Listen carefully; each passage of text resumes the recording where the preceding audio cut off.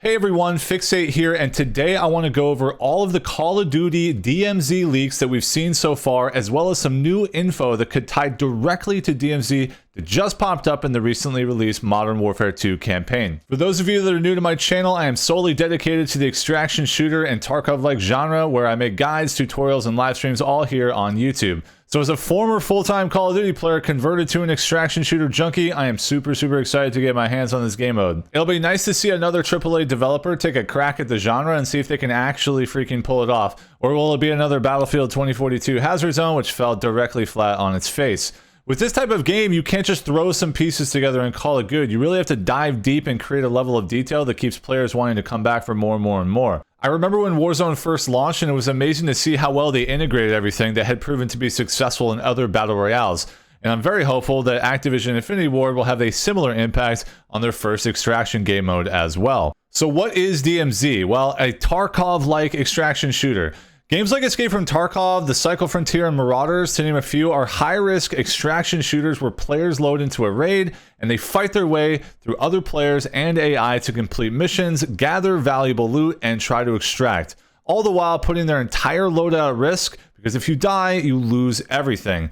These extraction shooters or Tarkov-like games have been really taking off lately because of that persistent intensity from start to finish that the game genre provides. So DMZ is going to be Infinity Ward's take on this exact style of shooter, and it will be free to play and launches on the same day as Warzone 2, November 16th, and takes place on Al Mazrah, which is the map for Warzone 2 as well. Now, there's one thing I want to touch on quickly because I think it's important, and that is game cohesion across all of Modern Warfare 2/Warzone 2 game modes. When you have a game with this many different modes like this, it is very likely that the systems and mechanics within all of the modes will be very similar because they want players to feel comfortable going back and forth between Warzone 2, DMZ, and any other game modes they're planning. So they want to have a similar experience lined up for their players. Again, important to know early on because things we're going to talk about later on in this video are going to tie directly back to this. So let's dive into the leaks and what they mean exactly. So a Twitter user by the name of CODsploits posted a text dump to Pastebin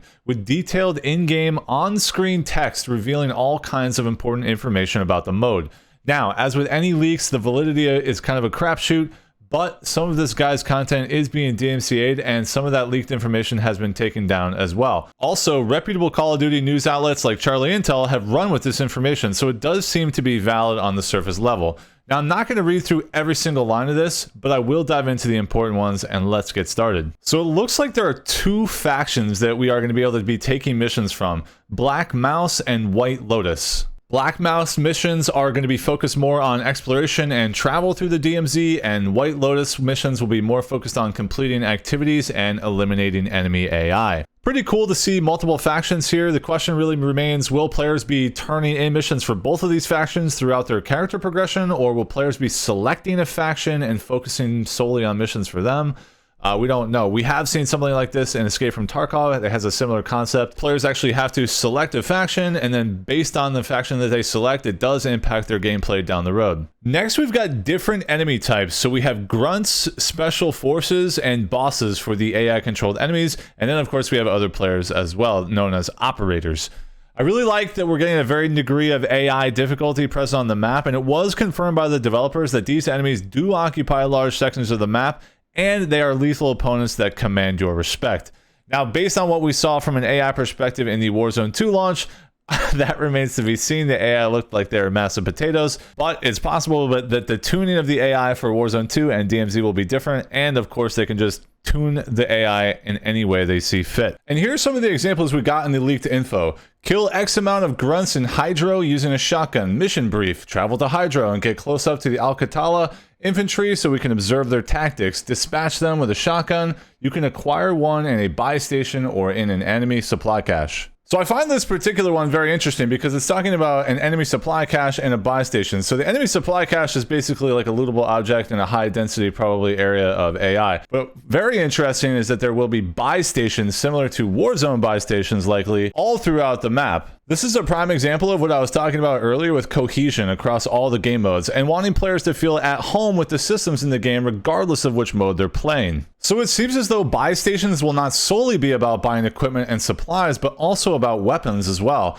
This feels very much consistent with how Warzone feels. However, this is the first example of a concern that I have with DMZ, and that is loot and how it is acquired. See, in every other Tarkov-like game, weapons are either bought/bartered for at your home base or found in raid off dead enemies or as randomized loot. This is what brings a lot of excitement, opening up a random weapon crate or killing a juiced up player, getting that rare and exotic gun, and then trying to live with it all the way through to your extraction. Well, it seems as though in DMZ that you'll just simply be able to buy weapons, which could take away from some of that high anticipation that you get from the traditional looting mechanics of the genre. So there is another instance in the text file that references buy stations and is this mission. Extract a hailstorm, mission brief. Acquire and extract a hailstorm shotgun and we can use it to gain some goodwill with the feds. There's a rumor the hailstorm can be purchased at specific buy stations. So this is really reinforcing the idea that specific buy stations, depending on their location across the map, can have guns that are more rare. This does look like a Call of Duty twist, and we want it to feel like Call of Duty, of course, so we'll keep an open mind and we'll have to see how it plays out when we get our hands on it. So we talked about buy stations being in the game, and that leads us directly to the cash system. We saw in the Warzone 2 reveal that cash will be a currency across both game modes.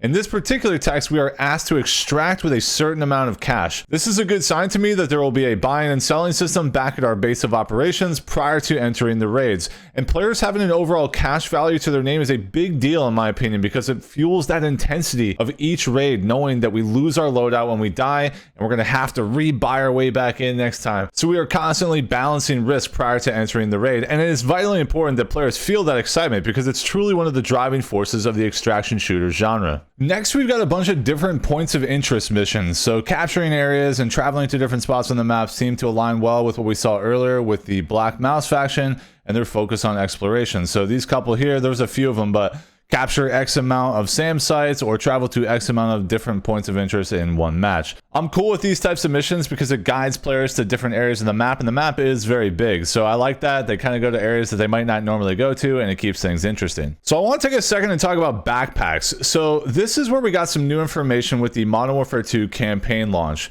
There is a very specific mission in which players stealth behind enemy lines and scavenge lootable objects, and it looks to be clear representation of how the backpack system will work for DMZ. Now, I won't spoil the mission for you, but I will show you a few clips, and I'll show you the looting and the crafting. First thing to know is that the backpack looks to only hold 8 slots worth of items, at least the default one.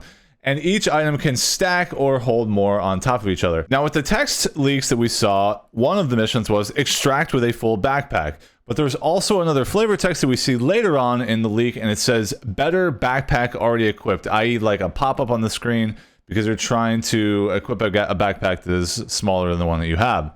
So obviously that tells us that there are more than one backpack size in the game, and thus looting is a big enough part of the game to actually have multiple backpack sizes. Typically in the extraction shooter genre, the backpack plays a huge role in a character's progression. I mean, because they're constantly trying to evacuate with as much materials and supplies and guns as possible. While looting does seem to be a significant part of DMZ, it does seem to be less of a focal point as it is in other Tarkov-like games, and it looks to be definitely dialed back in its complexity.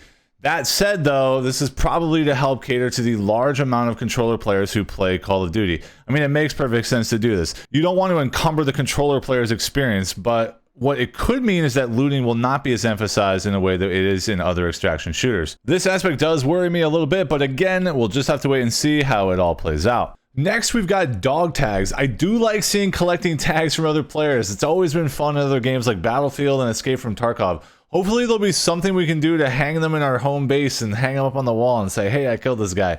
Another cool idea that we see in here is hunt contracts. Complete X amount of hunt contracts. Mission brief. You can intercept enemy communications in order to find the location of hostile faction operators.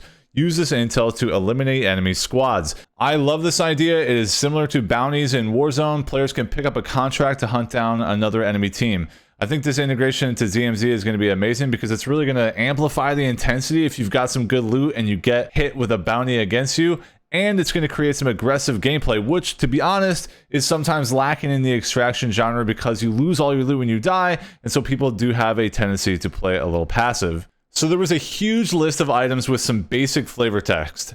And at first glance, these things seem like they are unique mission items that players can go out and grab and extract with. But when you read some of the text, it makes you think otherwise. I mean, why would there be a mission to grab an empty bottle of aspirin? Who knows? This could just be filler, but I really hope that there are missions that send you out all over the map looking for unique items. Virtually all the Tarkov-like games out now have a similar variation to this. It's like a style of mission where you just go out and grab this unique item and try to evac with it, and then turn it in for a mission reward. Next up is a juicy one. There were over 50 keys mentioned on this list. Locked areas with higher value loot has always been a staple in the genre, and I'm so glad to see that it's likely going to be in DMZ as well. Getting your hands on a rare key and trying to access that room and extract with some amazing gear is definitely something that continues to drive excitement for players. And this kind of thing has been in Tarkov-like games since the beginning, so I fully expected it to be in DMZ as well. And considering the volume of keys on this list, it's probably going to be a pretty big aspect of the game. So we talked about how there's going to be varying difficulties of enemies, and this ties us directly to the strongholds. These have been talked about for a while because of their addition to Warzone 2. And as one might expect, they're going to be in DMZ as well. I'm imagining the strongholds will be kind of like the primary location to fight bosses and grab some high-end loot. And I think it's fair to say that there's going to be a lot of squad hostility there, fighting for control of these areas. Should be a fun time messing around near the strongholds. Okay, this next one is wild. Nukes have been a part of Call of Duty multiplayer for years, but could they also be a part of DMZ as well? I mean, this text is wild. Someone armed a nuke, get to a helo and get the hell out of here before it blows. 10-minute warning, nuclear signature detected, and 5-minute warning, nuclear warhead inbound. I mean, it's possible that players could trigger an event that forces the game to end earlier than scheduled, or perhaps it's just a default alert that happens every raid, but unlikely, right? I mean, the idea is that your character would go back to Al Mazrah and raid after raid after raid and just keep gearing up. We'll have to see about this one. I don't know how they could integrate something like this, but definitely curious to see if there's something there. So there's one mention of radiation, and that brings up the question, will there be areas that are not accessible unless you have a gas mask or some type of radiation protection? This particular text suggests that possibility. I would love to see areas of the map that require specific gear to enter and that are probably more dangerous but have a better loot outcome at the end. I think it would really create some fun experiences. So those are the biggest takeaways from this leaked text file. There's a ton of good and suggestive information in there, and it really helps paint a good picture of what we can expect with DMZ. So I do want to talk about some of my concerns that I've gotten from all the stuff that we've seen so far.